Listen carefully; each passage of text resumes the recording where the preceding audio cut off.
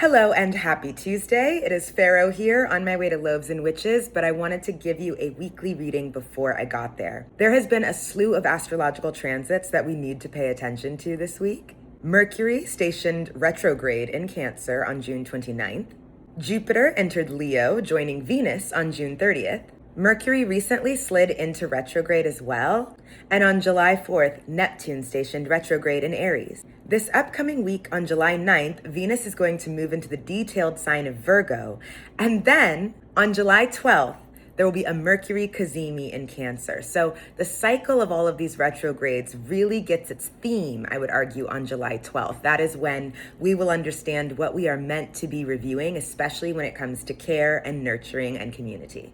Jupiter in Leo is all about the ways that we stand out. So usually a Mercury retrograde, we would be interior. We would be examining things from the inside. We'd be reviewing. We would have some privacy. We would have some quiet.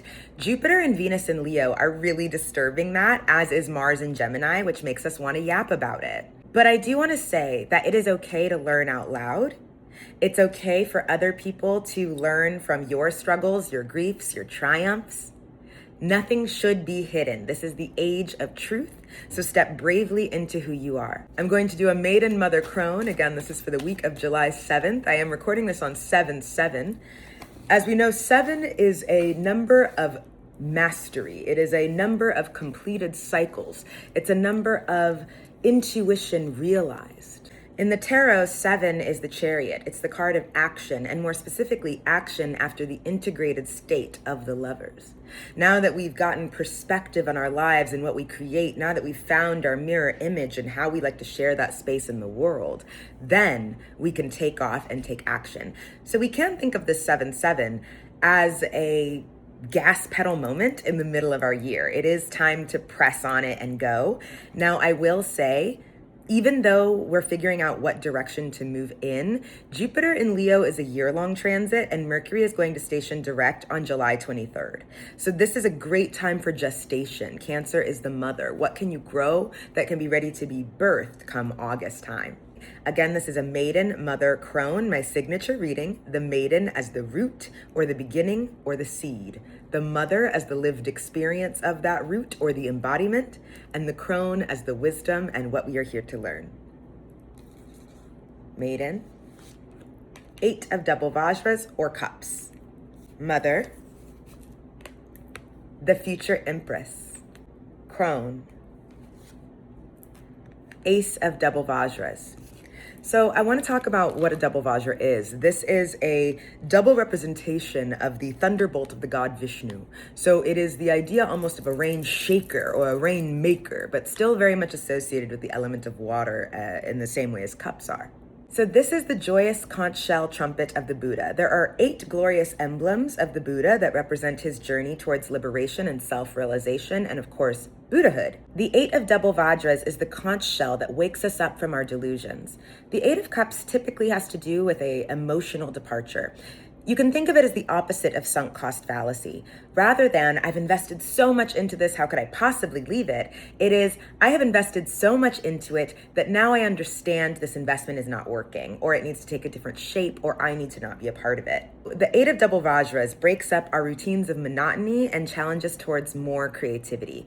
There is a lot of astrology about routines right now. I think Aries, Saturn and Neptune and Aries are also asking us to break any delusions about our independence and the routines that hold us together, and to forge those anew as well. There's a lot of support in the realm of like fitness. You notice there's a lot of this like Ozempic drive and a lot of taking agency over the body. That is all mixed into that.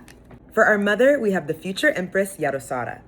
Yadosara is the wife of Gautama Buddha. She is the embodiment of all things good and sweet about life. She is eventually what Siddhartha has to leave in order to become the Buddha. But in that way, she represents the fullness of life. Yadosara, the future empress, represents that perfect divine feminine principle. The principle that is attractive and attracts what it desires. She represents the fertility of earth. She represents our hearts opening up to love.